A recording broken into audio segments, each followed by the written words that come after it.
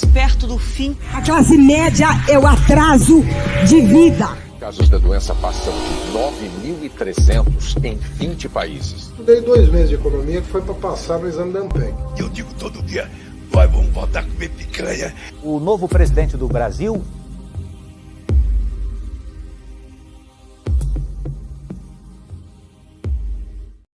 ...24 de maio de 2023, olha, estamos acelerados neste ano, que coisa impressionante, já percebeu? Até o nosso vinhetinha de abertura mostra um reloginho, gente, vocês perceberam que o relógio parece que passaram um WD-40, tá muito rápido. A propósito, tem pesquisas que mostram que a gente paga impostos, né, 5 meses e 28 dias, quase 6 meses por ano, só de impostos do teu trabalho. E hoje é 24 de maio, então mais 4 dias você tem pela frente só para pagar os impostos por ser brasileiro. Gente, é caro ser brasileiro, não é? Puxa vida, como custa caro, porque além de pagar todos os impostos, uma carga tributária pesadíssima, o governo prepara agora uma CPMF, ressuscitar a CPMF no Brasil. Para quê? Para cobrir o rombo da Previdência Social. Tem aí o arcabouço fiscal, que foi aprovado na caladinha da noite, no Congresso Nacional, na Câmara dos Deputados, na verdade, com quase 400 votos, hein? Olha só, 300 e tantos deputados federais aprovaram ontem na caladinha da noite o arcabouço, o calabouço fiscal. Aí tem tantos outros assuntos, tem até um ministro do GSI que substituiu o ministro G. Dias, lá no Gabinete de Segurança Institucional, que hoje sentou na cadeirinha para ouvir deputados, tomou lambada, teve que explicar muitas coisas. O Sargento Farrur deu um show em cima dele. E o ministro de Lula, Paulo Pimenta, ministro da SECOM, das comunicações, né, da comunicação institucional do governo, usou uma fake news, dizendo que a facada do Bolsonaro foi fake. Olha só. O Great Reset, o que é esse monstrengo que se pinta no cenário e que tem pautado uma agenda globalista? Nós aqui, o STF, já anunciou, já tem uns 4 anos, que estavam cumprindo a Agenda 2030. O Great Reset é uma reformulação, onde Klaus Schwab diz: você não será dono de nada e será feliz, vai alugar tudo. Luiz Felipe, o deputado federal, cobrou uma ação contra a gastança desse governo petista. Especialistas no nosso site Paradoxo BR explicam o julgamento do STF sobre porte de drogas. E mais, o governo Lula suspende fiscalização na fronteira Brasil-Venezuela. Entre tantos outros assuntos, tem também o início da corrida nos Estados Unidos pela Casa Branca.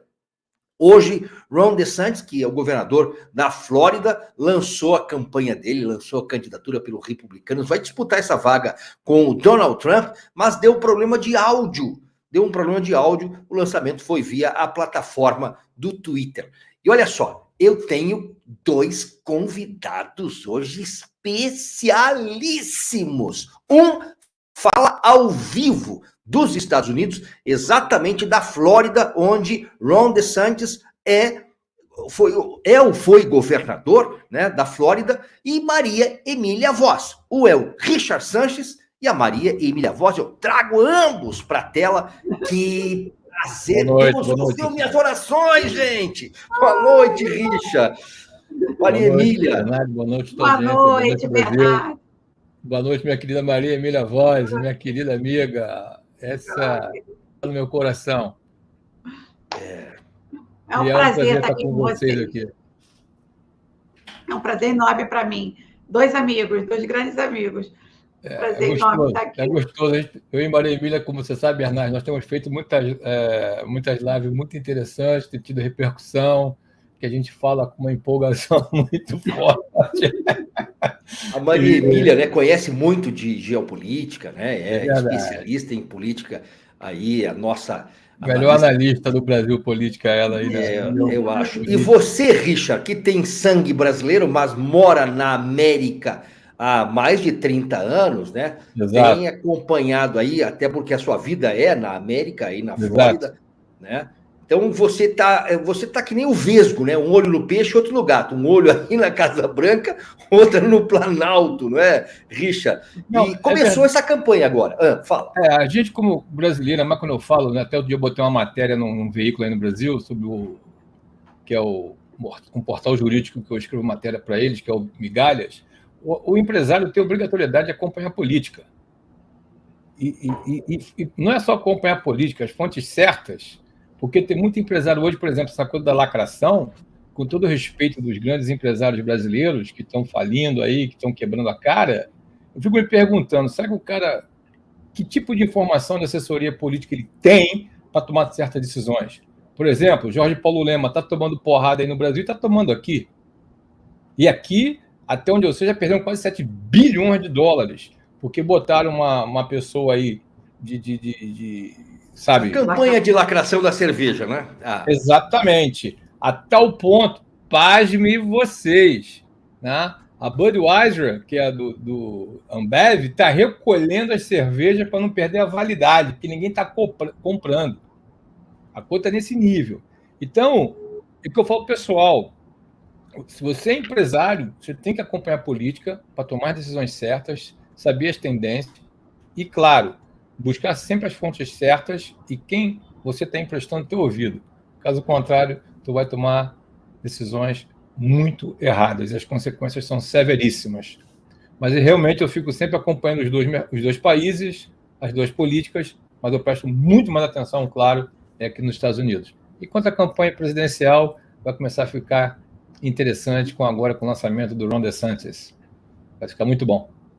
É verdade. Maria Emília, você acompanha também a política americana, né? E de olho aqui no Brasil, o Lula só faz pérolas, só larga pérolas quando faz as suas viagens. Eu até postei essa semana, é a terceira vez que eu falo, postei essa semana no meu Instagram, dizendo assim, Lula marca visita ao Brasil, né? Porque ele só vem visitar o Brasil, não é? Está sempre viajando, né? Verdade, tudo que acontece no mundo... A geopolítica ela vai influenciar diretamente aqui. A gente fica achando que só os nossos problemas não cabem, sabe? Você vai ficar fora da realidade. A gente teve a visita do Klaus Schwab aqui, está tendo essa questão dos Estados Unidos, que vai agora entrar em campanha eleitoral. Eu acredito que são balões de ensaio, né? Lançar a campanha do... Esqueci como é o nome dele, da Flórida. Ron DeSantis. Ele é o atual governador, né? Ele é o atual governador da Flórida, ele é republicano.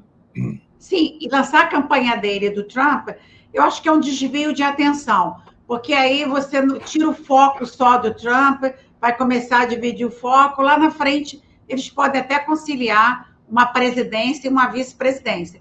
É a minha expectativa, porque, enfim, o Trump é imbatível, eu acredito.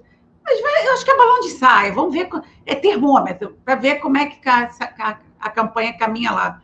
Mas se Deus quiser, vai ganhar um republicano aí. Eu gosto muito do Trump. E acredito que seja por aí sim. Tem muita coisa acontecendo no mundo, muita coisa e que o Brasil é resultado, né? Deixa, antes de eu chamar o Richard para fazer uma análise sobre essa questão de um balão de ensaio, eu quero falar que olhando no teu olho, você que está nos acompanhando aqui nessa live especial desta quarta-feira, te inscreve no canal. Você que chegou aqui, faça parte aqui da família Paradoxo BR, porque nós temos lives todas as noites, 9h30 da noite. De segunda a sexta nós estamos aqui trazendo as principais informações, notícias, fatos do dia com gente importante, gente que traz uma análise competente, séria, honesta, coisa rara nos dias de hoje, mas nós estamos aqui. E aí eu convido você para fazer parte da família. Aí te inscreve no canal, já dê o seu like, claro, compartilhe. Nós queremos que você seja também propalador, que divulgue esse canal, afinal de contas, trazemos informações que são relevantes para o novo Brasil que nós estamos enfrentando, esse novo regime que começou nesse ano. Ô, Richard, vamos lá. Ron DeSantis lança a candidatura dele nas primárias dos republicanos, do Partido Republicanos, mas nós temos um cidadão imbatível, como disse Maria Emília Voss, Donald Trump. imbatível era também Bolsonaro, que perdeu as eleições no ano passado nas urnas eletrônicas, diga-se de passagem. Ele perdeu nas urnas eletrônicas. Né? Então, nós temos aí o lançamento, que foi... Eu até vou colocar aqui a matéria, vocês me permitem, eu vou colocar a matéria que está no portal da Reuters, né? Da Reuters Internacional. Tá aí, ó. Ron DeSantis salta para a corrida Casa Branca, mas lançamento do Twitter é prejudicado por falhas. E aí, ó, fala que teve problemas. Essa aqui é a matéria de hoje no site da Reuters. Houve falhas no áudio. E parece que o Ron DeSantis não começa bem essa campanha, mas pode ter aí realmente um jogo estratégico. Donald Trump, lá na frente, pode chamar Ron DeSantis para sentar ao lado e ser o seu vice, como foi Mike Pence na última vez que Donald Trump foi presidente, né? Exato. No meu entender, é o seguinte, o Donald Trump, ele, como a Maria Emília falou, é imbatível, está com todas as métricas, se bem que a mesma maneira aconteceu em 2020 e todos nós vimos o que aconteceu. Só que de 2020 para cá, se vocês perguntarem assim, o que o Biden fez de bom? O que o Biden fez de bom foi mostrar, não só aos americanos, mas como o mundo, a podridão do Partido Democrata e da família dele e da equipe dele. Então, aquilo que estava adormecido, tá? Ou esconde debaixo do tapete, está explodindo dia a dia, hora a hora. Como eu já falei várias vezes, eu não tenho tempo para gravar e colocar tudo no meu canal, porque senão eu não vou fazer outra coisa. Ron DeSantis está entrando com mão firme na Flórida. Ele hoje, ele está querendo criar um nome para ele, para a presidência. É nítido que ele aspira à presidência, tanto que ele lançou a presidência dele hoje. Mas estão as variáveis muito grandes entre DeSantis e Donald Trump. Primeiro que ele fez um belo governo no estado da Flórida, está fazendo. O Trump fez um belo governo no país chamado Estados Unidos. Olha a proporção. O DeSantis acabou de fazer uma viagem internacional, onde foi testar as águas. Ele não saiu tão bem como ele imaginava. O que, para um presidente, um candidato à presidência dos Estados Unidos, é uma coisa que é muito questionável.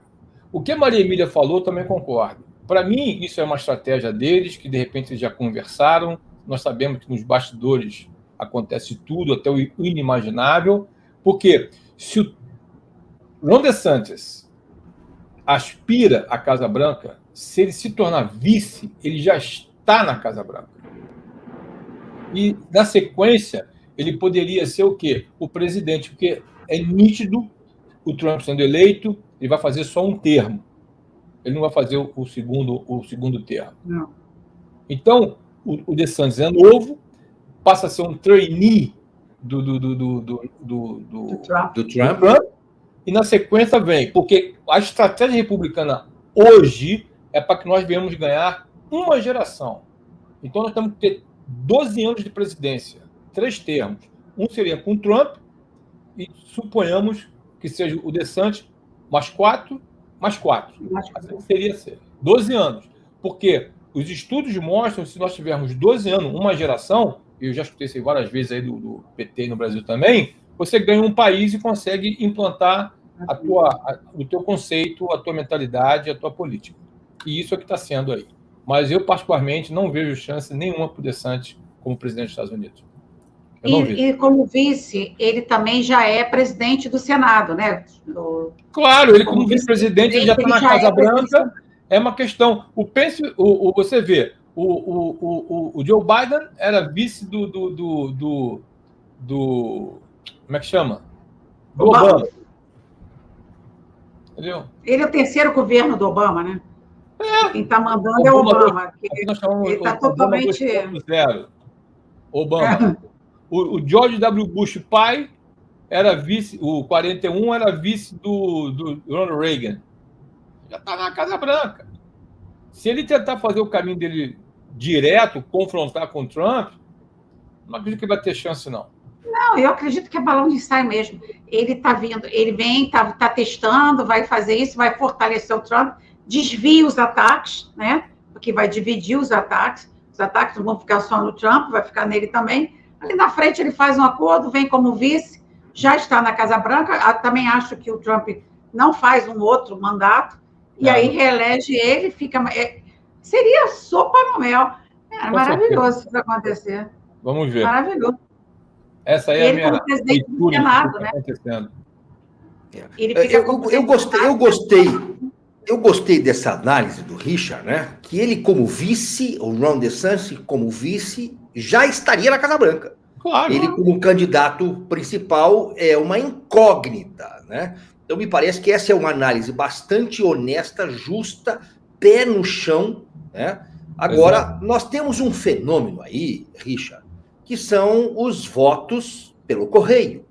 Né? E tudo que aconteceu nas últimas eleições, né?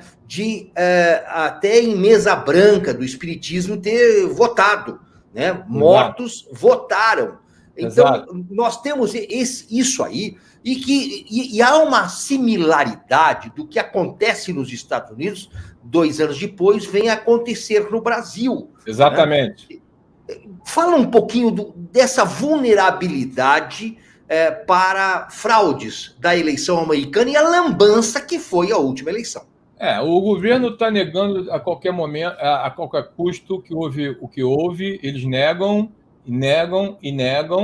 e eles fazem de tudo para barrar, como fizeram durante 2020. Desde a Suprema Corte Estadual, puniram quem levantou contra as eleições, mas que nem eu falei, para quem entende inglês, saiu um documentário muitíssimo técnico interessante, chamado As 2.000 Mulas, do Denis Souza, que mostra de A a Z todo o circuito operacional de como aconteceu a contagem dos votos, com filmagem, georreferência, são pessoas que são uma equipe técnica que acompanham eleições no mundo inteiro, e eles provaram de A a Z. E no final não aceitaram nada, não quiseram ver. Acontece que tem um pessoal republicano decidido a mudar o jogo.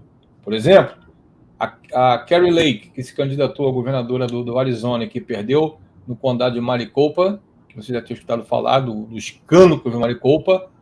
Essa mulher não desiste, merece nosso respeito, inclusive já votaram o nome dela para ser vice do Trump também, Kari Lake. Ela é muito decidida. Hoje ela entrou com recurso que ela vai fazer uma busca sem precedentes na história, não só do estado do Arizona, como de grandiosidade nos Estados Unidos inteiro, que ela provavelmente disse que ela vai mudar o ritmo de contagem de votos nos Estados Unidos. Vamos ver, porque uma coisa que eu falei para você, o Bernardo, na primeira entrevista, na primeira live, o pessoal está com medo, o americano está com medo. Acreditem nisso, o americano está com medo de perder o famoso sonho americano, o American Dreams, e por aí vai. O americano está temeroso, de perder a América. Tá. Para o socialismo, para o comunismo, para a China, porque a China está voraz, Exato. Você hoje aqui, essa agenda comunista que tem aqui dentro. Globalista, está sentindo, com vacina, com proibição, tira a autoridade da polícia, de quem tem que ter autoridade, tira a autoridade dos pais. Tudo isso que o Brasil vive é que nem eu falo sempre. A agenda é a mesma, só muda a língua, o endereço e o momento. Só. É a mesma agenda. Só a georreferência, né? A georreferência é a mesma coisa. Acontece aqui, acontece aí. Sim. Maria Emília, quando a gente olha para aquilo que aconteceu nos Estados Unidos e depois o que aconteceu no ano passado no Brasil, né? A gente vê uma similaridade aí, né? E uma desconfiança grande da população. E também, não só uma desconfiança, as pesquisas ontem mostraram Lula. Hoje de manhã eu vi a pesquisa, 57% de reprovação. Ou seja, Lula está perdendo total credibilidade. E o Biden? Olha o Biden nos Estados Unidos. Então nós estamos vivendo uma semelhança muito grande, né, Maria Emília? Pois é, porque isso tem um método, né? Que é a implantação de uma certa... de uma ideologia, de um governo, né? Estão querendo ter controle do país, do Brasil e dos Estados Unidos. O que acontece nos Estados Unidos, acho que a gente já conversou sobre isso, Richard, quem elegeu o Biden foi a China, né? A China elegeu o Biden, talvez por conta da desindustrialização que o Trump estava promovendo e que estava ameaçando muito a economia da China.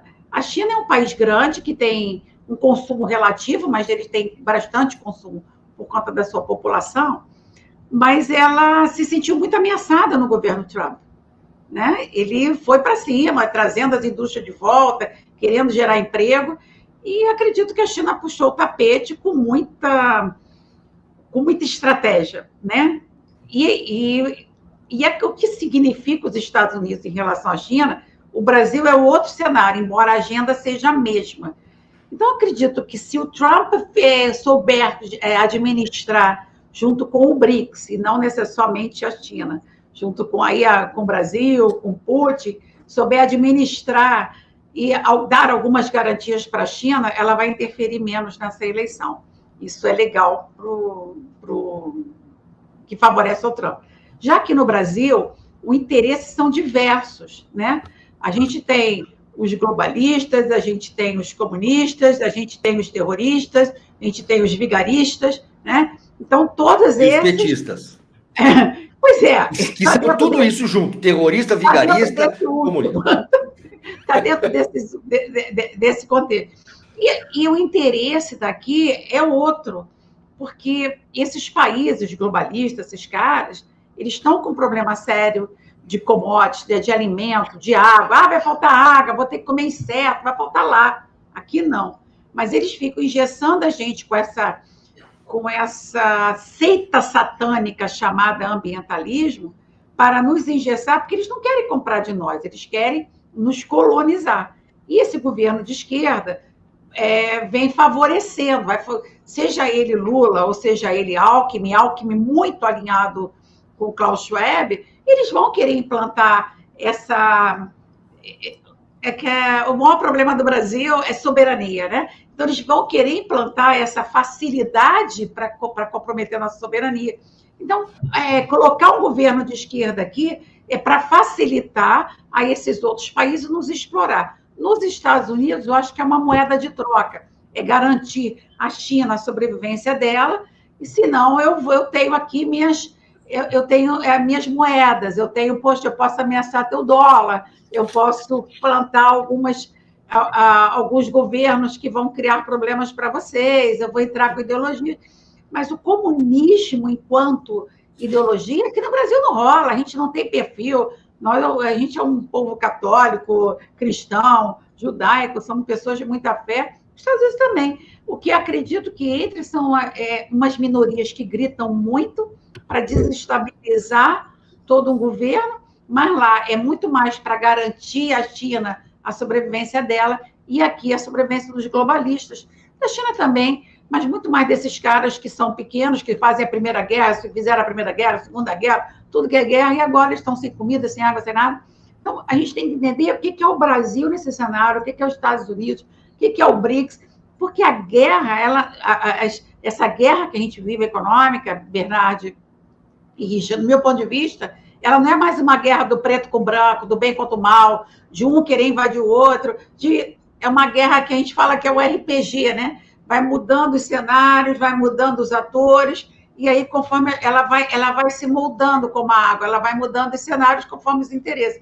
E, assim, quem é o Lula, quem é o Alckmin, foram aqueles eleitos para favorecer o sistema. Um aos comunistas, aos vigaristas, aos terroristas, aos contrabandistas, e o outro a agenda do Klaus Schwab. Então, acredito que se um acordo do Trump, aí uma conversação com o BRICS pode facilitar a não ter tanta interferência na agenda dele, na pauta dele.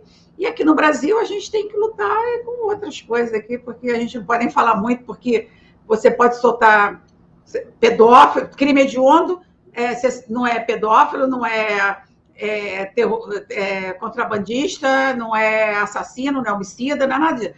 Crime hediondo é falar mal de uma pessoa de algum cargo ou falsificar carteira de vacinação. Isso é crime hediondo, é preso, inafiançável, não tem habeas corpus. A gente não sabe nem o que fala aqui nesse país, porque, enfim, eu não quero falar, acabei falando muito. O Richard, como é que o americano, que a gente tem uma visão aqui, nós estamos aí cerca de 9.000 km de distância, mas como é que o americano médio vê o Brasil e como é que o topo da pirâmide vê o Brasil? O Brasil é uma colônia ainda que os Estados Unidos enxergam? Eu diria que sim. Eu diria que sim, porque quando a parte do pessoal que é empresário, que tem, de novo, o pessoal que fica na cúpula, que tem patrimônio, que tem que defender patrimônio, no meu entender, ele tem que saber de tudo, porque ele tem que se defender o patrimônio que ele tem, a riqueza que ele tem. Então ele conhece o Brasil, ou viajando, ou lendo. Agora, a classe média, de modo geral, é alienada. Se bobear, muitos ainda acham aquela famosa frase que a gente sempre escutou, que a capital do Brasil é Buenos Aires. Porque se eles não conhecem nem mesmo a geografia americana, quanto mais internacional. E cada vez mais, hoje a gente está aqui lendo, acompanhando, vê que toda essa agenda de emburrecimento dos americanos é fruto de um trabalho comunista que foi implantado aqui nos Estados Unidos. Por exemplo, qualquer semelhança com o Brasil também é mera coincidência, né? É mera coincidência. Eu coloquei um vídeo no meu canal esses dias que mostra a história da imigração americana com gráficos animados, né? Impressionante. Já na virada do século, já existiam milhares, se não estou enganado, quase 70, 80 mil chineses aqui, na virada do século, de 1900. Fazendo o que aqui? Aí depois você vê o trabalho deles paciente, infiltrando, vai crescimento. E quando chegou em 1970, com o Jimmy Carter, que ele abriu as portas, né, da China para o mundo, como os Estados Unidos praticamente recebeu de braços abertos a China, não só nos Estados Unidos, mas como no mundo, o resto é história. Então, você vê um emburrecimento. É assustador. A alienação é assustadora. E haja visto quando são essas pesquisas estudantis, e na rua, entrevista, não sabe nada. É triste, mas é uma realidade. E a China está dominando também o entretenimento nos Estados Unidos, como, por exemplo, Hollywood, a NBA, né, o basquete, né, estão botando grande em tudo que é lugar. Tudo que é lugar. Os caras são poderosíssimos. E também é que eu falo, né, por que o chinês é rei no mercado americano ou no mercado internacional, como você queira classificar? Por que o chinês é rei no mercado internacional? Porque ele é rápido em responder, ele envia e ele investe. Por isso que ele domina o comércio internacional, coisa que o brasileiro não faz. E é muito rápido. Aqui no Brasil a gente compra coisas na China e em uma semana está aqui. Então, é rei. Rápido, envia e investe. Eu já perdi a conta, Bernardo, quantas vezes no passado já fui convidado por fábricas chinesas para visitar um showroom em algum lugar nos Estados Unidos. Tudo pago. Tudo pago. Era só eu falar sim, sair daqui e para o aeroporto de Miami, no destino final teria lá com certeza uma limusine me esperando, ia lá visitar o showroom, comprei, não comprei, volta para cá. Tudo pago. Agora, para arrumar um fabricante brasileiro para pagar minha despesa para o Brasil, para dar um seminário para educar o povo, isso não vira, não acontece. Não vira, né? É complicado demais. Maria Emília, nós estamos mesmo no terceiro mundo, né? E me parece que fadados a permanecer no terceiro mundo se nada acontecer no meio do caminho. E Donald Trump, quando foi presidente, ajudou o Brasil, né? Olhou o Brasil um pouco diferente e talvez a volta do Trump possa mudar um pouco as relações, né, do Brasil com a América, né, Marília? Depende do governo que vai estar aqui, né? É verdade. Bernardo, deixa eu dar um adendo aqui no que você falou do Trump. Eu não acredito que o Trump ajude com esse governo. Deixa eu falar uma coisa para você. Sim. Eu nunca vi, e não tenho medo de errar, eu nunca vi o brasileiro os Estados Unidos precisando tanto do Brasil como agora.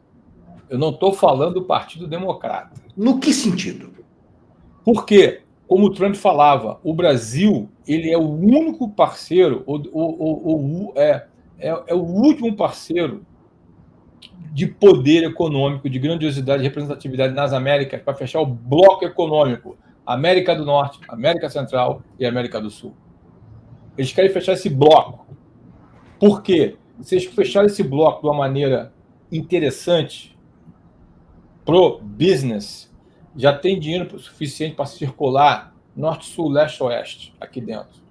É o bloco norte-americano, América Central e América do Sul. E é isso que o Trump queria fazer com o Brasil, desenhando. Sim. E faz uma base sólida para se defender dos asiáticos. Os asiáticos estão... Você sabe.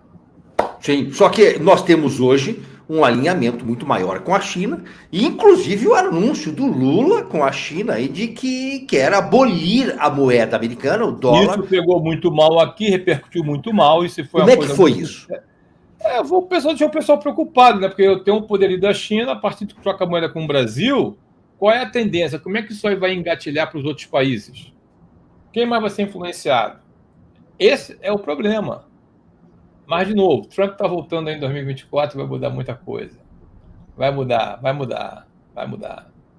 Eu não acredito que essa moeda saia, não. Eu acredito que mais é para pressionar os Estados Unidos, porque se há uma outra moeda e o dólar parar de ser paridade, vai haver inflação no mundo inteiro. Vai quebrar os Estados Unidos, mas vai quebrar o mundo inteiro. Vai arrastar o mundo. Então, não adianta você fazer... Isso é mais para pressionar, sabe? Para o BRICS mostrar força, mostrar musculatura. Não vai acontecer, não pode acontecer, porque o mundo não aguentaria. O dólar só é porque, embora o Lula não saiba, mas ele diz que não sabe por quê, que não é o iene, né? Que não são outras moedas, e não sabe por que os Estados Unidos é uma economia forte. Então, eu preciso desestabilizar os Estados Unidos, que inclusive essa questão que está acontecendo aí, né, do teto de gastos, que vai ser votado também, não tem uma coisa assim aí, o Richard, que para não estourar o teto de gastos, aí também não tem para não dar calote na dívida, não tem rolando aí que vai ser votado. Eu posso compartilhar uma tela com vocês? Claro, vai aí. Você consegue? Eu vou passar aqui para a produção o website. Acho que você consegue. Vai lá em apresentar lá embaixo, você consegue. Eu consigo. Isso, pode compartilhar. Porque está tendo um acordo aí, precisa fechar um acordo entre o republicano, que é isso que está dando estabilidade nas bolsas. Eles também estão com essa questão do teto de gastos semelhante ao Brasil, né? É semelhante, mas eles querem aumentar também, conversar com o republicano, para ele não ter que dar calote na dívida, porque se der calote na dívida, aí fica muito pior. Pessoal, prepare os olhos de vocês, que vocês vão ver uma cena em real time. Prepare o seu coração. Vocês estão vendo aí? Não chegou. Aqui. Muito bem. Vamos lá. O que é isso? O que é isso? Isso é a briga do que eu falei. Como é que chama aí? O Kevin McCarthy, do Speaker of the House, com o Joe Biden. Vamos na matemática mundial. O que é vermelho é negativo, o que é verde é positivo. Eu até aumentei minha opinião aqui. Deu um curto-circuito nos olhos, não deu aí, Bernardo? Deu. Tem os números correndo aqui. Que é esse? Estou passando aqui o meu cursor aqui, ó. Consegue ver?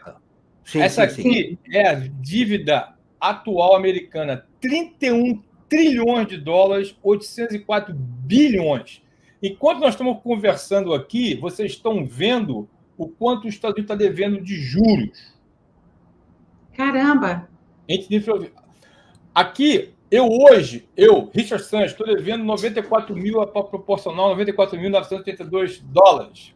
Por habitante. Por habitante. Por contribuinte, como a maioria não paga imposto, por contribuinte fica 248 mil. Estão vendo aí? Agora veja aqui que beleza, tá? Tem uma dívida de um gasto. É gasto. O dinheiro não é deles, né? Igualzinho aí no Brasil, né? De 6 milhões, tá? E com um déficit de 1 trilhão 473. Aí você vê, olha que coisa impressionante.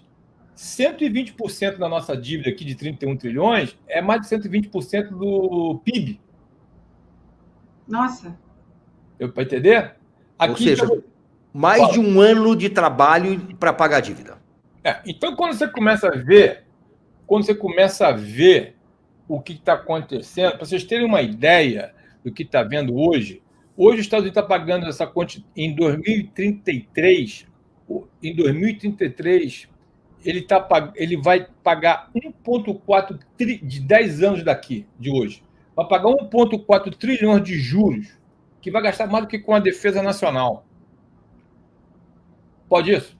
5 anos atrás, era 3 trilhões de dólares contra uma receita de 4 trilhões de trilhões. Quer dizer, hoje aumentou uma receita para 4,8 e uma despesa de 6 trilhões de dólares. Você lembra que eu falei para você na primeira entrevista que Brasil é amador perto do americano? Aqui o papo é de trilhões. Lembra que eu falei para vocês? Trilhões. Lembra? Eu enfatizei? Sim. Então, aqui é. E você vê, com tudo que vocês estão vendo aqui, hoje, 76% dos americanos dizem que o Biden não estão satisfeitos com a economia do Biden. Queria saber quem são os 24% que concordam. E que 78% dos americanos dizem que o país está indo em direção errada. Pode isso? Então, como é que pode... Se 78% não acredita nele, como é que pode dizer que esse cara está liderando a estatística do... Qualquer semelhança com as pesquisas do Brasil também é mera coincidência, né, Maria Emília? Pois é. Então, você vê que esses números são terríveis. A própria Hillary Clinton... Eu não acredito que eu falei esse nome. Eu não acredito que eu falei esse nome, meu Maria Emília. É hilária. A Hillary Clinton já falou que ele está com problema de saúde, que tem que prestar atenção nisso. Entendeu? E agora, com toda essa dívida que você está vendo aí, em cima de uma medida chamada redução de inflação, o governo Biden está contratando 87 mil agentes do imposto de renda. 87 mil agentes do imposto de renda para ir atrás do pequeno e do médio empresário e dos contribuintes. Porque o cara rico tem staff de advogado, não se incomodar com isso aí. Ou seja, a situação é super delicada, não está dando sinal que os republicanos vão ceder da maneira que o Biden está querendo ceder, é assustador. A própria... que vai acontecer, Richard? Se os republicanos não entrarem com acordo, o que acontece? Ao calote. Vão blefar. Eu estou pegando uma carona, que eu falei até em off com o Bernardo antes de começar, que o Trump falou assim, isso aqui é os Estados Unidos da América, a gente imprime dinheiro. Mas é preocupante que a secretária do Tesouro, a Janet Yellen, falou na segunda-feira passada, agora, tá, que caso não seja negociado o aumento, não terá dinheiro dia 1º de junho. E vai ser um efeito devastador, que vai atingir todo mundo. Todo mundo. E aí, Estados Unidos acontece aqui. Por isso que a Bolsa do mundo inteiro hoje abriu em baixa. Porque essa pandemia... do mundo inteiro. Reino Unido, com uma previsão de 8% de inflação. Isso tudo, quer dizer, parece que a pandemia, que foi esse reset, né? Essa pandemia, tudo isso que está acontecendo, foi para desestabilizar as economias. O Brasil era o único país que não estava em inflação, mas aí preciso derrubar isso, porque senão só o Brasil ia ficar bem, né? Então tem que colocar todo mundo mal, porque todo mundo quebrado aceita qualquer narrativa. Para você ter uma ideia, o desespero é tão grande, vai afetar milhões de pessoas. Só de aposentadoria, eles têm que pagar no dia 2, 14, 21 e 28 de junho o total de 200 bilhões, tá? Perdão, 100 bilhões. Veteranos de guerra, eles terão que pagar 12 bilhões em benefícios e 10 bilhões em salário militar e fundo de aposentadoria dia 1º de junho. Só quer dizer, só de veteranos e militares, 22 bi. Pessoal que de imóvel vai aumentar os juros. Imagina, o pessoal que vive de Bolsa Família, Bolsa Família, né? O Food Stamp aqui, que agora mudou de nome, tá? Eles vão ter que pagar 1 bilhão em 5 de junho e mais 1 bilhão dia 20 de junho. O Richard, dá para dizer que os Estados Unidos estariam quebrados ou não? É só uma economia... Bernardo, eu vejo quando você tem uma dívida impagável de quase 32 trilhões de dólares, ainda vão aumentar mais ainda, é impagável, né? Sim, aumentar o teto. Eu vou para a glória encontrar com Jesus, isso não vai ser pago. E como é que você faz para fazer dinheiro? Os Estados Unidos têm mania de, quando está precisando de dinheiro, fazer guerra. Mas eu não sei se imprime. Ele mexe com a economia da sua segunda maior indústria, que é armamento. Aumenta uma guerra. Então, tá a gente está vendo o cenário... Está muito delicada a situação. Agora, antes de nós entrarmos no ar aqui, eu confesso que eu ainda vou montar um programa chamado Bastidor, só porque os bastidores, você que está nos acompanhando, saiba que os assuntos de bastidor são deliciosos. E o Richard Sanches trouxe alguns assuntos de bastidor aqui, antes de nós entrarmos no ar. Nós falamos de economia, falamos, né, de posição de vídeo aqui, e o Richard trouxe alguns assuntos dos Estados Unidos. Agora até me fugiu aqui, mas os bastidores são fantásticos, né? Fugiu o assunto aqui, e eu queria trazer uma coisa interessante. O Biden tem uma ligação muito forte com a Ucrânia, né? E essa ligação com a Ucrânia, ela tem algo assim, com o filho do Biden, o computador do filho do Biden, do Hunter Biden, tem muita sujeira embaixo do tapete do Biden. E isso me parece que uma sonegação de informações, né? Escondem muitas informações e querem, inclusive, censurar algumas informações, né, Richard? Exato. O Biden, o problema do Biden com a Ucrânia tem uma longa história, né? Porque o problema maior foi que tudo começou quando ele tomou volume, quando ele era vice-presidente do Obama. E hoje, quando eu brinco, né? Obama está andando com o guarda-chuva aberto que está respingando nele direto. Porque ele, como vice-presidente, ele jamais poderia fazer o que ele fez. Inclusive, então, eu tenho isso em vídeo, também tenho no canal, ele praticamente perseguindo um promotor que estava em cima do filho dele na Ucrânia, né? Porque o filho dele teve uma empresa chamada Burisma, onde o filho dele foi diretor de energia, e diz aí na imprensa que ele ganhava $80 mil por mês para não fazer nada, só para usar o nome Biden e para fazer tráfico de influência. E durante esse período que ele foi vice-presidente, inclusive o filho dele usava o avião número 2, o Air Force 2, né? E que não poderia usar, porque ele é civil. Então, conforme está aparecendo as coisas, o esquema de corrupção, já tem 12 pessoas da família Biden envolvida. Agora, essa semana passada, foi um escândalo aqui tremendo, porque houve cooperação das agências federais, inclusive estão negando documentação, que os republicanos estão pedindo documento ao FBI, o FBI não quer entregar documento. Quer dizer, está uma coisa muito suja, que o americano está com medo, de novo. Por quê? Se agora nem o FBI quer contribuir com o Congresso, o que é o Congresso? O Congresso é a voz do povo, são a Câmara dos Deputados. O Senado fala em nome os senadores falam em nome dos estados, mas o Congresso fala em nome do povo. E se eles não estão com força de chegar nas agências do CIA, Departamento de Justiça, FBI, é preocupante. E como a gente fala aqui toda hora, e hoje eu escuto essa narrativa igualzinho no Brasil.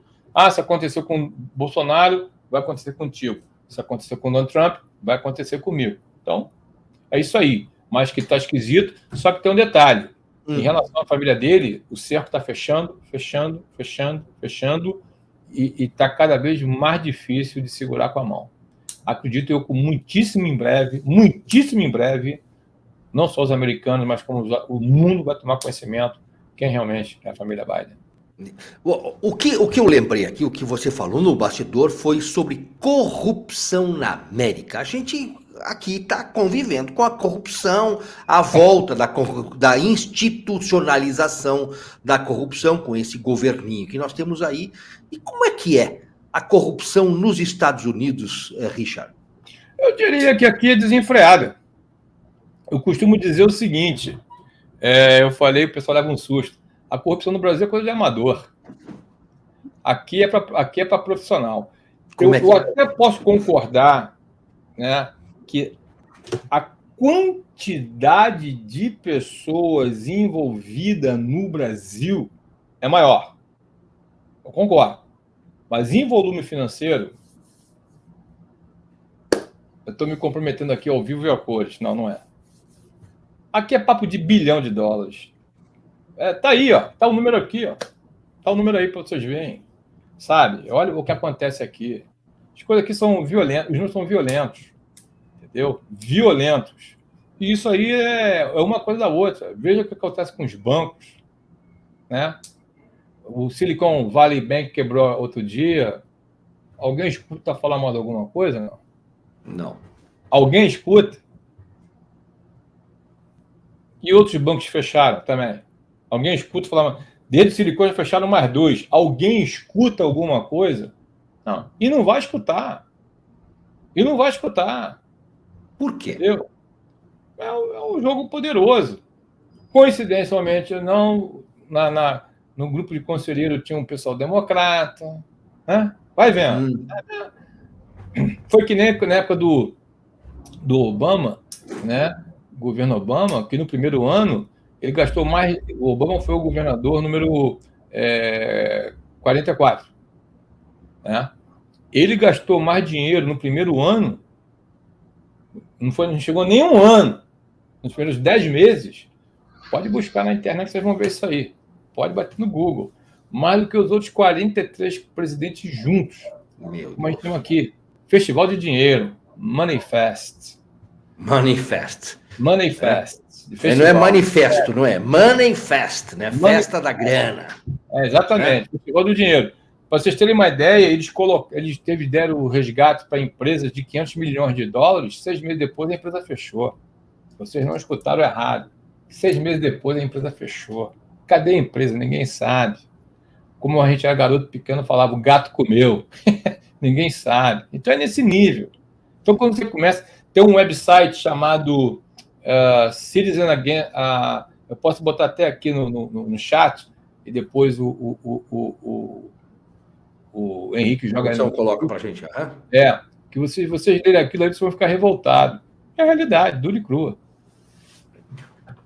Maria Emília, são mesmo, os valores... Então, faz esse paralelo para nós, Maria Emília, porque nós vivemos muito no nosso mundinho aqui, mas a esquerda, no mundo, tem o mesmo modo de operação, né? O modo de operação mesmo, a diferença são as cifras. E a forma como esse governo atual trabalha é até mais escrachado, né? Não tem tanta impunidade que está na cara, esfrega na cara de todo mundo. O cara que teve... Eu tenho medo de falar aqui, né? Respondeu determinado processo, aí agora assume uma diretoria, o outro foi encontrado com não sei o quê. Está descarado aqui no Brasil, é descarado. E as cifras são menores em relação aos Estados Unidos. Mas o objetivo é esse mesmo, a gente desconstruir as nações poderosas, desconstruir a estabilidade americana, quebrar o Brasil para que eles possam nos colonizar, né? E usar nossas... Comprar baratinho. Como eles fazem com as nossas vinícolas, com as nosso agronegócio, né? Com boi, inventam sempre uma narrativa. Aí agora inventaram a Secretaria de Saúde, nós estamos em estado de emergência de saúde pública, porque foi encontrado uma febre ou qualquer coisa em aves silvestres. Você viu isso? Não. E logo depois da vinda do Schwab aqui. Então, agora criou-se, nós estamos em estado de emergência de saúde pública por 180 dias. Por uma invenção, uma praga que dá, nós temos outros diversos biomas. O que acontece no Amapá é diferente do que vai acontecer no Rio Grande do Sul. Sabe, como é que considera o Brasil inteiro em estado de calamidade? por causa de uma gripe, de uma ave silvestre. Isso é verdade? Sabe, são narrativas para quê? Para engessar a gente, engessar nosso negócio, agronegócio, que vai ter praga, vai vender vacina, vai fazer não sei o quê. Por quê? Porque eles querem explorar a gente. Porque esses caras estão quebrados e querem usar nossas riquezas, nosso minério, nosso agronegócio. Isso que eles querem. Sabe? Agora a corrupção... Hoje a OMS, está no site da CNN, a OMS já está anunciando aí que temos que nos preparar para novas pandemias. Uma nova pandemia se avizinha. Né? É isso que eles vão querer. Medo, pânico, insegurança. Eu não leio mais nada sobre efeito colateral daquelas picadas. Porque é a outra onda. Né? A primeira onda mata, todo mundo corre para as picadas, e agora as picadas têm problema, tá todo mundo que tomou fica desesperado. E aí, se eles querem gerar o pânico, porque pessoas em pânico é fácil de você manipular. Mas voltando ao modus operandi, a corrupção vai nisso. Como lá, é aqui, só com cifras diferentes. E interesse... Eu queria falar sobre liberdade de expressão, censura, e eu vou chamar aqui um Twitter que foi publicado essa semana pelo nosso diretor Gabriel Viacava. A Suprema Corte Americana decide em favor da liberdade de expressão online. É uma decisão histórica que garante que os Estados Unidos não sofrerão censura imposta pelo governo e reacende a chama da liberdade. O veredito que beneficia o Google, Twitter, Facebook e demais empresas de tecnologia vai na contramão do que acontece no Brasil, a PL 2630, da censura, além do recurso extraordinário que será julgado pelo STF brasileiro. Então tem essa matéria aí, você pode procurar no Twitter do Gabriel G. Viacava ou então no Twitter do Paradoxo BR. Agora, percebe, né, lá nos Estados Unidos, ou aí nos Estados Unidos, Richard, a Suprema Corte dá uma garantia de liberdade de expressão. Nós aqui temos no artigo 5º da nossa velha Constituição, que nem para papel higiênico está servindo mais, fala sobre liberdade de expressão, o 53, artigo 53, a liberdade total para parlamentares, isso foi rasgado, né? Mas há mesmo liberdade de expressão aí, ou há também, como aqui, uma caça de quem não pensa como o sistema, Richard? Olha, eu diria que existe uma caça. Eu diria que sim, que existe. Eu mesmo sou censurado no YouTube demasiadamente, porque eu sou tudo aquilo que a esquerda e os lacradores gostam, né? Eu sou cristão, conservador, Donald Trump e republicano registrado. E falo o que eu falo. Então, eu sou muito censurado. Muito censurado. Não é pouco, não. Mas esse movimento deu uma boa melhorada depois que o Elon Musk comprou o Twitter e fez a limpa que ele fez e está fazendo o que ele está fazendo. Então, quando o Elon Musk entrou decidido a fazer o que ele está fazendo, né, ele chamou a atenção dos americanos. E os americanos, de novo, se sentiram o quanto eles foram enganados e foram manipulados por um cara que eu também não sento na mesa com ele, que foi o Jack Dorsey, fundador do Twitter. É um cara que eu abomino, que não falo, esse cara tem sangue na mão dele. Porque o que acontece hoje na fronteira, ele é responsável. As crianças que morrem na fronteira, as mulheres estupradas na fronteira, e por aí vai. Para não me empolgar mais. A Maria Emília sabe que eu me empolgo. Então... pode se empolgar. Os americanos acordaram para saber que os resultados das eleições foram manipulados. Mark Zuckerberg, Facebook, jogou 400 milhões, travou. Você, 6 meses antes das eleições, você botava lá, você não levantava literalmente nada em relação à pessoa do candidato Joe Biden. Nada. Tudo bloqueado, tudo lacrado. E depois o pessoal viu, é isso? Por isso que o Biden foi eleito. Antes dele assumir, 15% dos possíveis eleitores dele já estavam arrependidos. O chamado remorso do comprador, o buying remorse, né? Porque foram enganados, que eles não tinham acesso à informação. Então, qualquer semelhança é mera coincidência, tá? Então existe a censura. Inclusive, essa saída do grande amigo do Brasil, Tucker Carlson, da Fox News, é o que está mostrando aqui. Entendeu? era o cara que levantou... Por que o Tucker virou o analista político, o repórter de maior audiência da história americana? Porque o cara falava a verdade e todo mundo queria escutar. Eu vou escutar esse cara. Eu vou escutar que esse cara não é pesado. Ué, saiu ele e o Glenn Beck, que também não sei se você conhece, da Brazen TV. São pessoas que falam o que tem que ser falado e... Sabe? Mas aí vocês não têm um censor que manda prender se você falar mal dele. Olha, não chegou a esse ponto, não, mas não pode nem abrir a boca. Esquisitas, tá? Tem umas histórias aqui bem esquisitas que você vê que alguma coisa está acontecendo, entendeu? E não está nesse ponto que nem o censor, mas já está... Se não tomar cuidado, chega lá. Ô Maria Emília, e a situação nossa aqui no Brasil, né? Com essa PL, com os artifícios sendo criados, né? Tem aí até uma portaria do Ministério da Justiça para administrativamente calar a boca do brasileiro.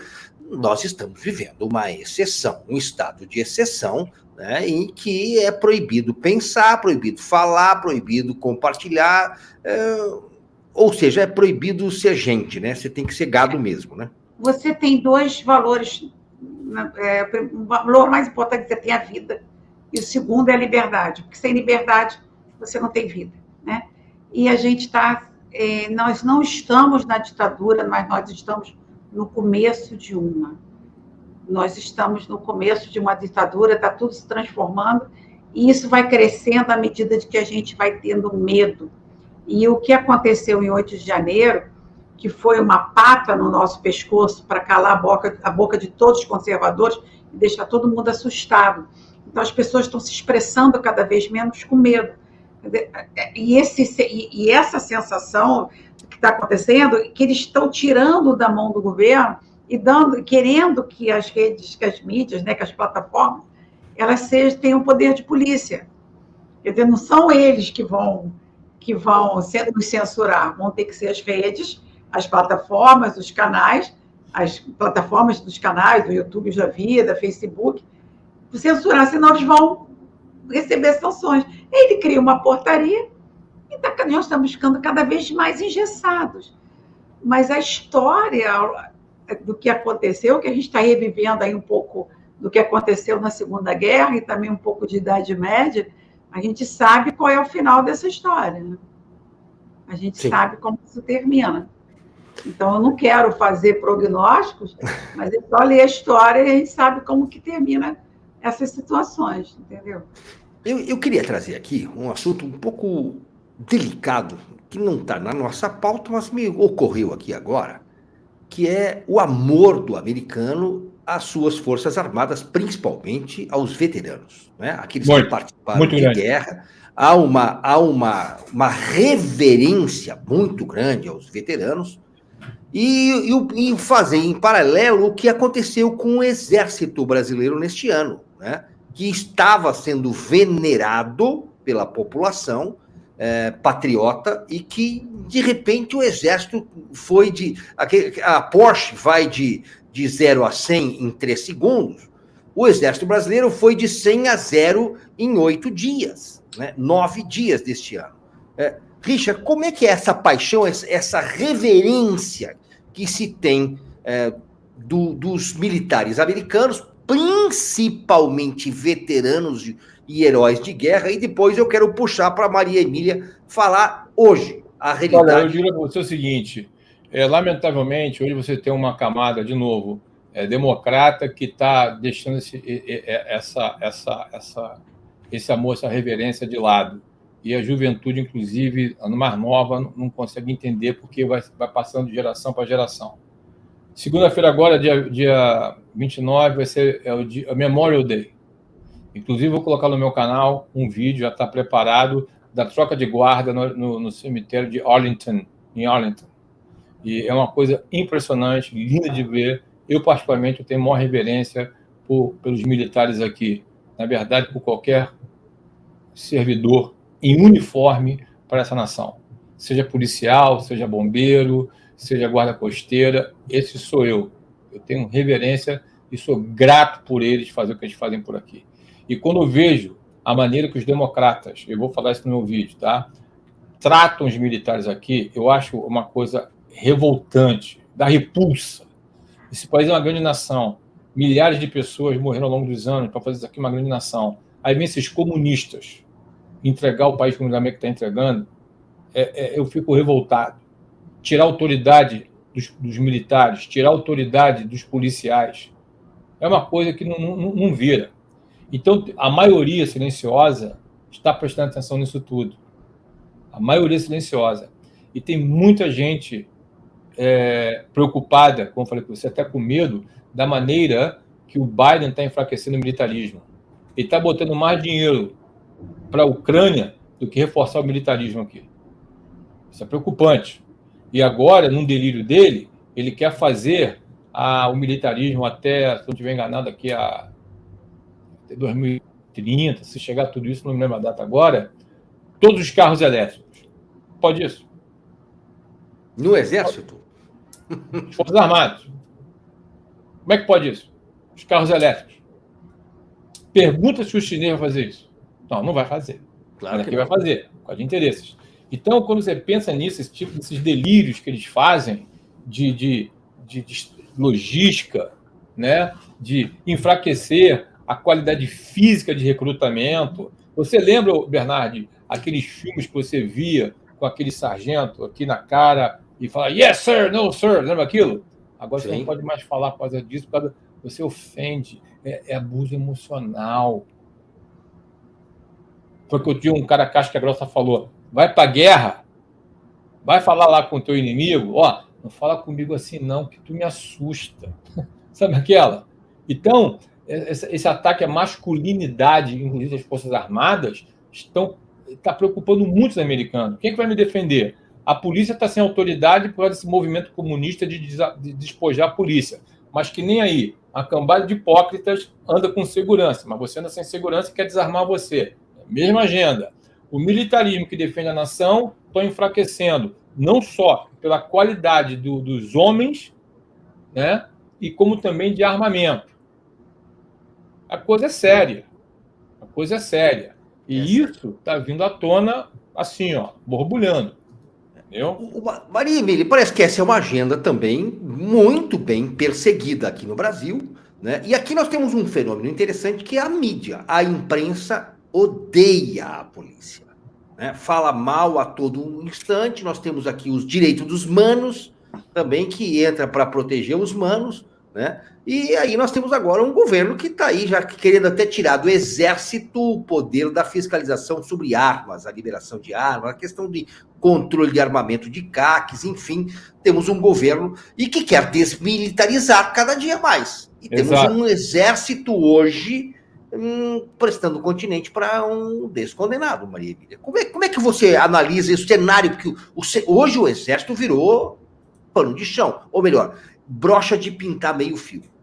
Pois é, isso me dói muito, ouvir isso. Mas eu vou te falar com os militares, como se fosse o militar te respondendo. Eles não batem continência para o homem, eles batem continência para o posto. E sempre bateram quando essa pessoa já era presidente, nos governos dele, no governo da Dilma, sempre se bateu continência para a autoridade, não para a pessoa física. Então, não podemos esquecer que quem é o comandante em chefe das Forças Armadas hoje é o presidente executivo, que, aos olhos da lei, o povo elegeu. Então, é uma pessoa que representa a nação. Então, quando bate continência para o presidente da República, está tendo continência para o representante do povo brasileiro. Está se batendo continência para o povo brasileiro. Eu sou mais passional. Se eu fosse militar e estivesse nessa situação, eu, Maria Emília, provavelmente pediria reserva, mas não me submeteria a isso. Mas se todos os bons saírem, quem ficará para defender as próprias Forças Armadas? O que as Forças Armadas significam?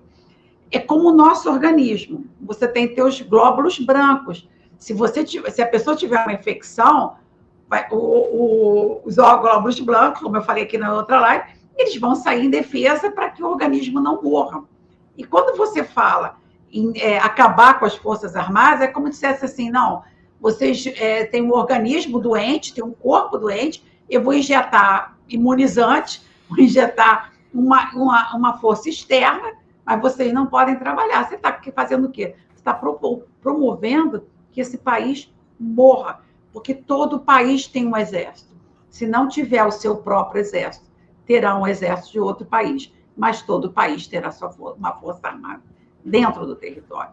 Então, a gente tem um trabalho do exército que as pessoas não veem, que eu vi até que o Ricardo Salles comentando, para que serve isso e aquilo, mostrou total desconhecimento do papel das Forças Armadas no território nacional.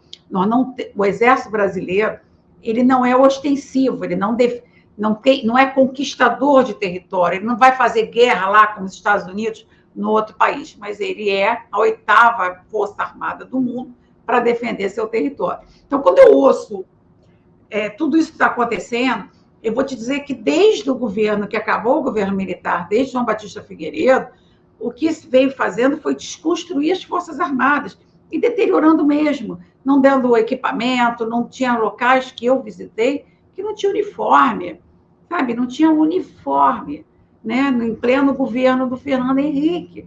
Então, havia uma necessidade de você denegrir, e agravado quando entrou esse governo do Fernando Henrique, que foi o que abriu as portas do inferno para a esquerda, e o Lula e a Dilma, enfim, veio desconstruindo. Aí vem um governo Bolsonaro que traz a importância e resgata esse nacionalismo na gente.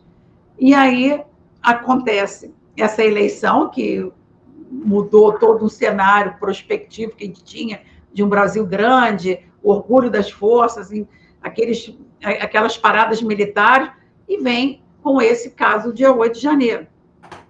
Foi muito ruim ouvir o Dutra falar. Foi muito ruim ouvir o general Dutra falar, inclusive elogiando a inteligência emocional do Luiz Inácio. Foi muito difícil. Mas o projeto é desconstruir as Forças Armadas. Para quê? Para facilitar a implementação de uma ditadura, Bernardo. Porque se eu tiro das Forças Armadas o poder de defender, a condição de defender os poderes... A soberania, né? A soberania e a integridade territorial, se eu tiro das Forças Armadas defender a integridade territorial, vão transformar o Yanomami em território independente e um país independente. Vão fatiar o Brasil, vão retalhar o Brasil. Porque quem defende isso, mesmo sucateado, mesmo que você fale que estão pintando meio-fio, que estão pintando não sei o quê, serão as Forças Armadas, são pessoas preparadas para defender o território e jurar a bandeira, defender com a própria vida. O que aconteceu em 8 de janeiro, que embora foi uma decepção muito grande para mim e para todos os brasileiros, é você ver que eles são subordinados ao presidente da República, qualquer coisa que ele fizesse ali. Vamos supor que o general Dutra chegasse e falasse, não, vou botar realmente os blindados contra vocês, vamos fazer aqui um confronto. Esse homem, pelo presidente da República, ele seria preso e expulso da força. Seria preso e expulso, se ele não cumprisse a ordem, como ele disse. O presidente da República falou para que se prendesse que são criminosos. Foi uma ordem. Ele não poderia agir diferente. Mas ele admira, né, o emocional do presidente. Será? Ele admira o homem.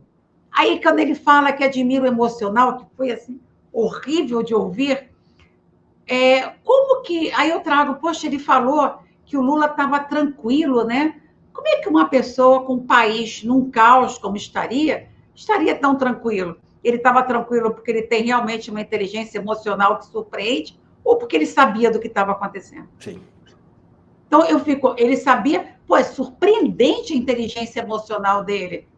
Foi tão surpreendente que, poxa, admira a inteligência.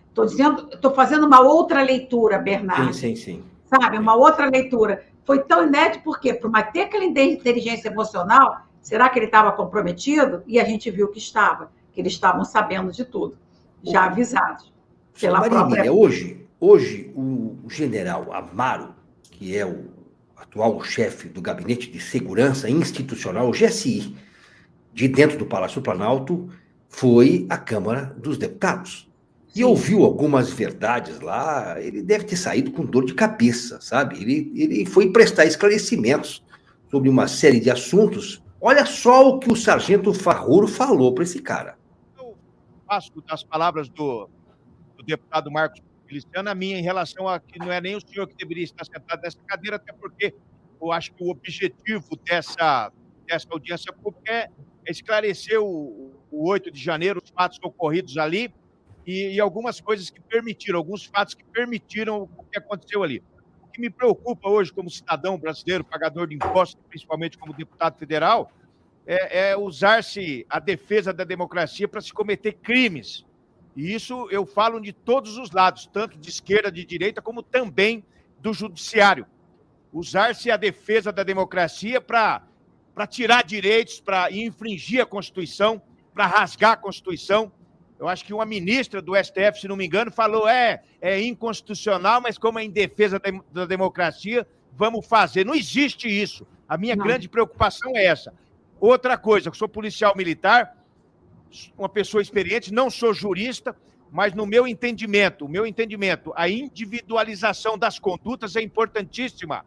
Eu entrei em várias casas de traficante com 5, 6, 10 pessoas que eram incriminadas com maior número de crimes e pessoas incriminadas com menor. Quem está com a pistola na cinta responde por porte de arma e pelo tráfico de drogas. Quem só está traficando é o tráfico de drogas. No caso, eu falo bem para o senhor, eu estava em Maringá, no Paraná, no dia 8 de janeiro. Se eu estivesse em Brasília, eu teria ido nessa manifestação. Não tenha dúvida nenhuma, poderia estar até preso, porque o Xandão não gosta de deputado de direita. Mas, enfim, eu estaria nessa manifestação. Por quê? Manifestação pacífica, eu estive no ProArmas, estive no 7 de setembro, estaria lá. Começou a invadir, começou a quebrar, e eu caía fora. Não sou bandido, não sou arruaceiro. Muitas pessoas fizeram isso, estavam na manifestação, foram embora, voltaram para o acampamento, na frente de uma unidade do Exército Brasileiro, e depois, covardemente, foram presas. Pessoas que não invadiram, não quebraram. Isso é nítido, é fato. Quem invadiu e quebrou é vândalo. Terrorista, eu acompanho o terrorismo no mundo desde moleque. O meu pai era daquele tempo que lia jornal impresso, pesava 4 quilos no domingo o jornal. Meu pai lia na casa e eu e meus irmãos líamos junto. Então, terrorismo é pedaço de gente para um lado, é cabeça, é braço para o outro. Terrorismo é bomba. Isso nós tivemos aqui é vandalismo. E outra, golpe. Que golpe? Que idiotice é essa de golpe? Dá golpe onde o presidente nem está. O presidente nem estava no palácio. Isso aí não é golpe, isso é vandalismo. Para dar golpe, precisava, no mínimo, de parte das Forças Armadas estarem rebeladas, ou no mínimo as polícias militares que têm armas, ou no mínimo centenas de CACs fortemente armados. Agora, golpe com a senhorinha do Zap, com pessoas de idade, com crianças, pelo amor de Deus, tenham a santa paciência. Minha pergunta, o senhor, pela sua trajetória, pela sua experiência de general do Exército, o senhor acha que aquilo é golpe ou é simplesmente vandalismo? Muito obrigado, senhor, com todo o respeito. Por senhor! Obrigado, deputado Sargento Farrur. O que queria responder? Sargento Portugal, deputado federal. Vamos ouvir. 3 minutos. Senhor presidente, gostaria de agradecer o senhor novamente por ter lembrado... Não. É outro deputado falando. Vamos ver a hora que fala o general, né? Eu queria pronunciar... Muita gente fala aqui, até o general falar, então fala várias perguntas, né? Eu estou passando aqui para frente, eu percebo. E vamos sempre aí está o general falando. De forma mais próxima dele. E mais colaborativa possível com a Polícia Militar do Distrito Federal.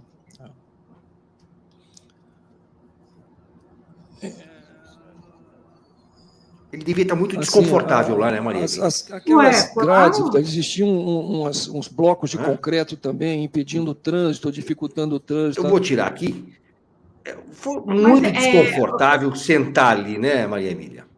Mas imagina, agora eu não posso responder por eles, eu vou te dar assim, impressões que eu tenho. Foi horrível o que a gente viveu, foi horrível a fala dele. Eu, no lugar de general, eu pediria baixa, como muitos já saíram, mas alguém precisa ficar e alguém precisa estar lá. E agora não podemos esquecer que um dos papéis das Forças Armadas é defender a democracia, defender a soberania nacional. E assim, eles podem sempre agir para defender a democracia, eu não posso falar. Tá bom, tá bom. O que repercutiu nos Estados Unidos, Richard Sanchez? O que aconteceu em 8 de janeiro? Como é que o americano viu? O que a mídia falou? E as tuas percepções aí nos Estados Unidos? O que a minha percepção foi igualzinha, de novo. As mídias conservadoras falaram que foi uma cópia de janeiro 6, sem tirar nem pôr. Né? E a mídia comprada, vendida e corrupta não falou nada. E as poucas que falaram caíram de porrada em cima. Entendeu? Para Bolsonaro. Exato, igualzinho. Tanto é que até um senador aí democrata pediu a extradição do Bolsonaro, que estava aí na América. A atitude desse senador, como os outros mostram, o despreparo dessas pessoas que ficam no comando aí e aqui. Que nem o deputado falou. Terrorista, isso a gente aprende vendo isso aqui, né? Terrorista é bomba explodindo, perna para um lado, cabeça para o outro, prédio caindo. Sabe? Você vê o despreparo desse pessoal que está no comando. Igual aí e aqui. A mesma coisa, sem tirar nem pôr. E esse pessoal, eles são bons de lábia, mas são incompetentes, que não têm condição de tomar conta de uma loja.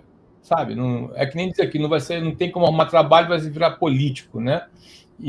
Mas o cara é bom de papo, tem jeito, dava jeito, né? Mente descarado, aquela coisa toda que você sabe.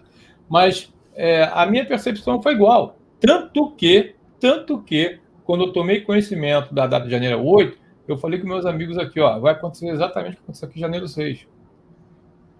Igualzinho. E aqui, a coisa que não vem à tona, que hoje tem provas e mais provas aí já circulando, janeiro 6, o Trump falou marchar pacificamente, os vídeos que foram editados, né? Tem documentos diversos pedindo reforço da Guarda Nacional, várias vezes, e o Congresso recusou. E quem era responsável pela polícia do Congresso? Nancy Pelosi. Alguém escutou alguma coisa que ela foi sentar, foi depor, foi falar alguma coisa? Até a presente data, não. Entendeu? É a mesma coisa. Aqui foi preso o pastor. Aí foi a vovó do WhatsApp, que virou personagem, né? Vovó do WhatsApp.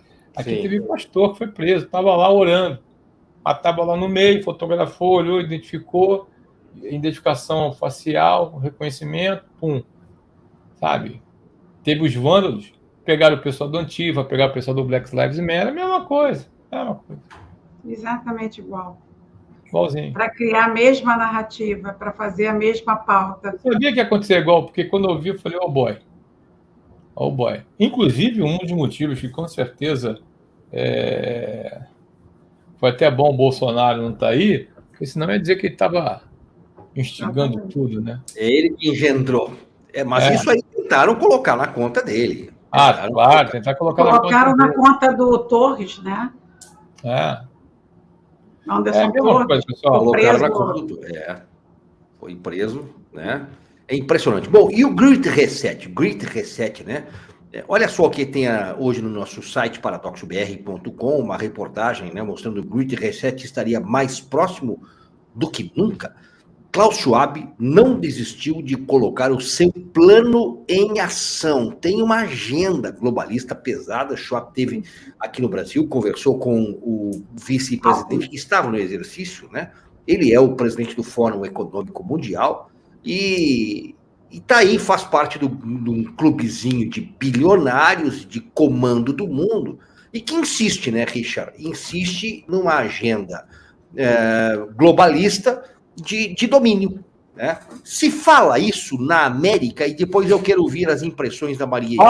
Fala bastante, inclusive aquela frase que você comentou: você não vai ter nada e será feliz. Né? Isso está hoje sendo muito divulgado dessa maneira, né? E já está caminhando para isso tudo. Né? E aqui na América não vai ser muito difícil implantar esse conceito de você não ter nada e será feliz, porque aqui já tem a cultura de alugar as coisas, do leasing, né? De você alugar.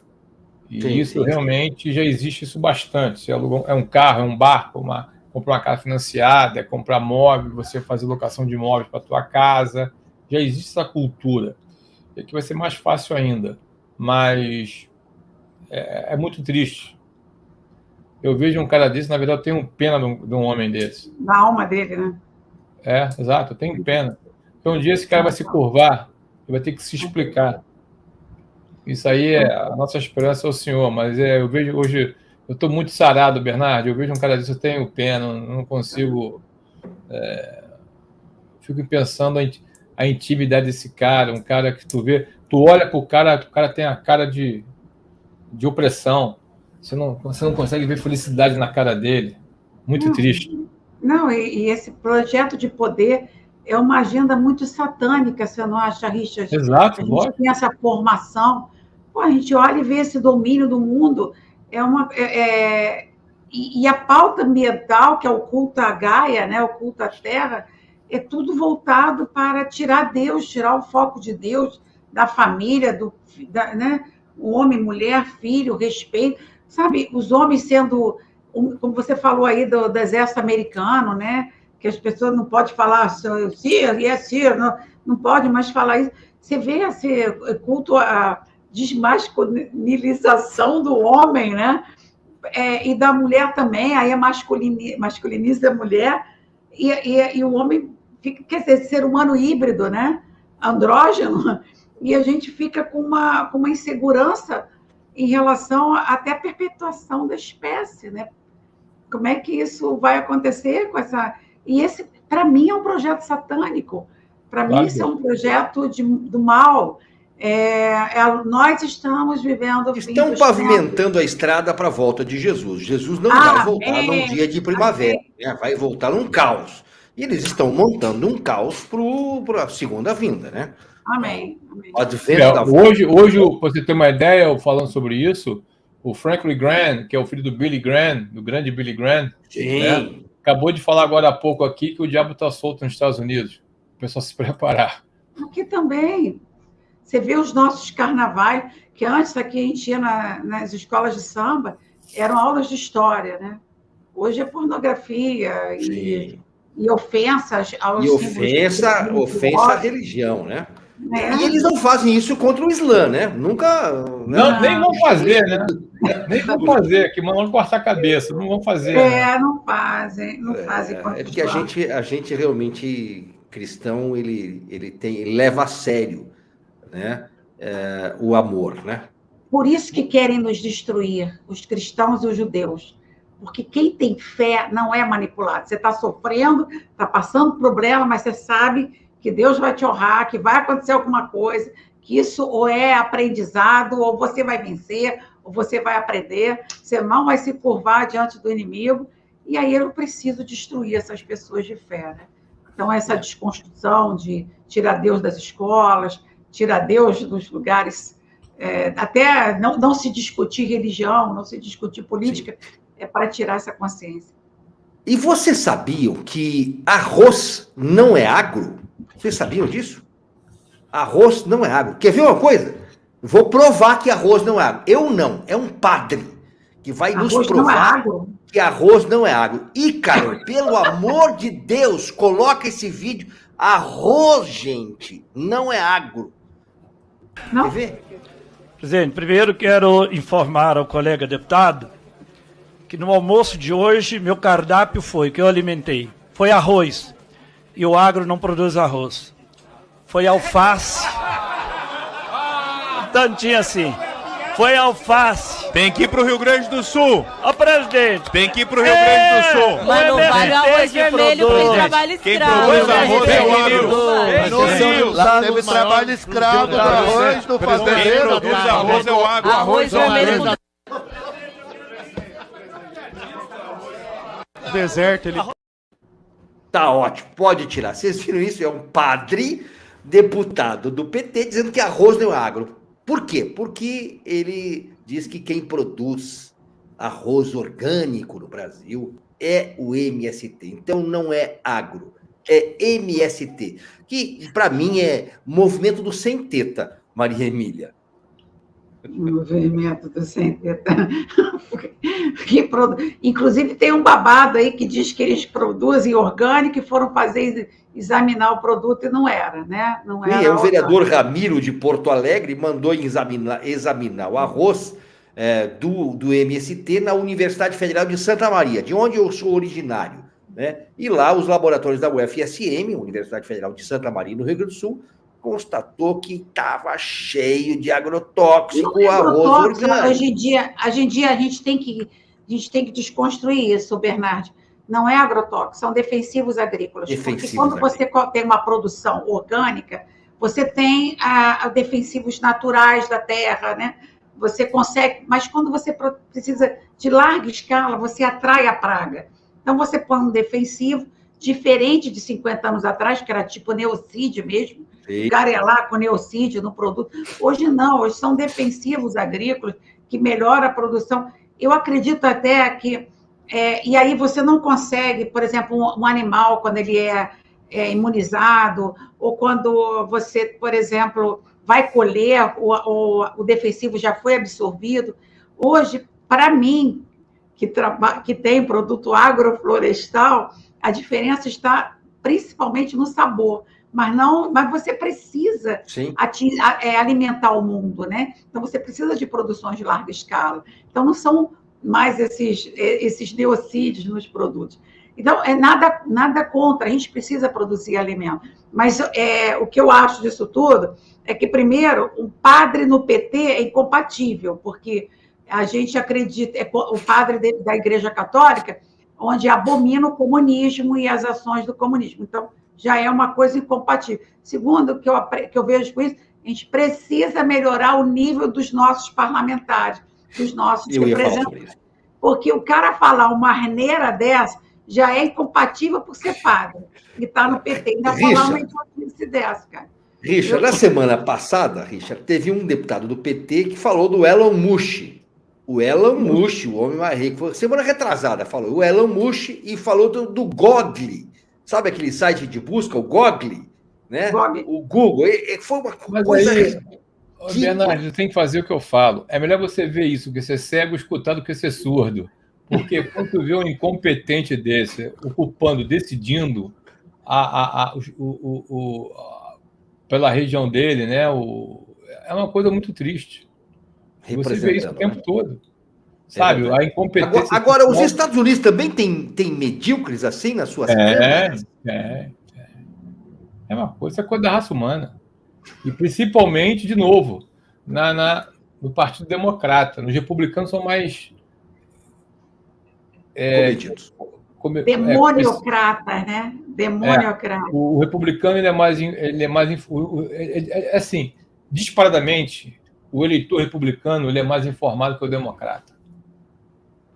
O republicano é mais racional. Quando você vê um camarada bem-sucedido, rico, milionário, bilionário, democrata, qual a hipocrisia que ele quer trazer por trás? Aí tu vê um Jack Dorsey do Twitter, tu vê um Mark Zuckerberg do Facebook, Meta, né? Aí tu vê o pessoal, a manipulação, o que eles querem, e enfim. Mas quando eles começam a sofrer consequências, vem um arrependimento deles, né? E muitos deles já estão arrependidos, entendeu? É aqui novo, por isso que eu falei. Tem um vídeo também sobre isso. O que domina o político não é o eleitor, é o consumidor. E quando dói no bolso, ele recua. Foi um político aqui republicano que falou: vote com seu dólar, porque aí o político vai sentir. Né? É o pão na mesa, é o carro caro, é a energia cara, sabe? Essas coisas todas, porque é inconcebível. A gente espera essa reação. Aqui nós temos que votar no bolso. Mas a gente espera que isso aconteça aqui também em algum momento. Porque o pessoal sempre vê os lobistas é uma força muito grande. Por exemplo, o DeSantis já entrou errado, porque enquanto o Trump, bilionário, entrou por conta própria, sem depender de ninguém bancando ele, o DeSantis já entrou fazendo aliança com alguns empresários pesados de muita grana. Aí já os republicanos já... Pô, peraí, cara, tu contou uma história, agora já tá... Qual é o teu compromisso que tem com esses empresários? Sabe aquela? Aí já começa a coisa a tomar um rumo diferenciado, né? Sim. Gostei dessa aí, vote com o seu dólar, né? Aqui nós podíamos trazer, né, na próxima eleição, vote com o seu bolso. Seu bolso. Vote com o seu dólar é ótimo. A gente precisa fazer isso aqui também, como eu estava falando, vote com o seu real. Vote com o seu bolso. Você quer ver, mal comparando, vote com o seu bolso, vote com a sua barriga. Você quer ver uma coisa, por exemplo, Bernardi? É o caso da famosa picanha que o Lula prometeu. Abóbora. Ele falou a besteira dele. Acabou. Ele falou abóbora. Ele falou abobrinha. Então hoje, se faltou... É aqui, ó. Aqui se faltar o pão na mesa. Gasolina cara. Luz pro ar-condicionado. É terrível. Mas aqui também, o Rio de Janeiro tem a energia mais cara do Brasil. É impressionante. Estou impressionada aqui. É verdade. Bom, ó, eu quero dar um abraço na Valéria Bernardo, que esteve conosco ontem, está chegando agora, tá acompanhando aqui a nossa show de bancada hoje, nessa quarta-feira aqui no Paradoxo BR. Bom, já chegamos a 1h30 de programa, gente. É que o papo tá tão bom. Se deixar, a gente vira vigília aqui, né? São 3 crentes aqui, né? Daqui a pouco começa o reteté aqui, a gente começa a profetizar, cantar louvor, vai ser uma... Fantástico. Eu quero agradecer. Não, e quando o Richard veio no Brasil, que a gente se encontrou, aí estava conversando, eu falei, Richard, por que nós não gravamos essa conversa? Então, quando você estiver aqui no Vir ao Brasil, Richard, marca, você vai ao Rio de Janeiro. Acho que você é originário do Rio. Carioca. Né? Eu tenho apartamento aí com a minha esposa no Rio. Vou me organizar para a gente fazer alguma coisa juntos e nós vamos comer aquela picanha, sei lá, aquela pizza, e botar umas 2, 3 câmeras e vai virar um programaço. Eu vou de abóbora, porque eu sou vegetariana. Ah, meu Deus do céu. Você é vegetariana, eu não acredito nisso. Gente, eu sou perfil de esquerda, né? Mas eu sou desde pequenininha, não é modismo, não. Eu sempre fui. Tá bom. Pode deixar que a gente come um pedaço da sua picanha. Eu vou de abóbora. Isso. Richard, muito obrigado, querido. Obrigado a vocês aí pelo carinho. Muito conosco aqui. Bernardo, Maria Emília Voz. Muito prazer. Foi muito grato. Obrigado pela oportunidade.